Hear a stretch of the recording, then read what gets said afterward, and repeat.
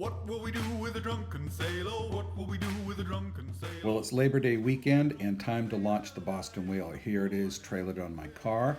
Of course, I had to have some incident and I broke the wheel on my jack stand. Not a big deal, I improvised. The garage is cleaned out finally. My wife is happy.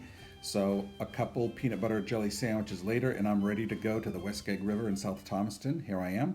Put the outboard on and I'm getting ready to back down the launch pad. Here we go into the ramp and we're in the water. Made it down to the coast. The whaler's in the water.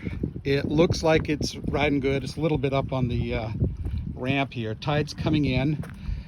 I don't know if you can see the scupper there, but it is floating.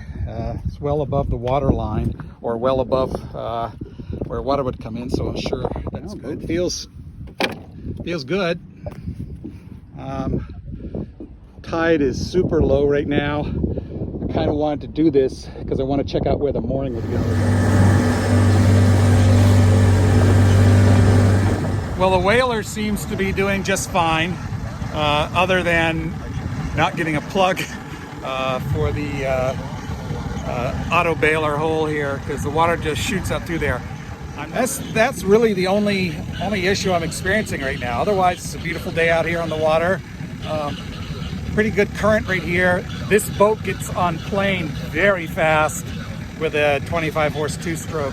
I wish I had a way to record it, but I don't. It goes so fast I have to actually hold on to a rope I have up off from the cleat in the bow, because it just stands right up.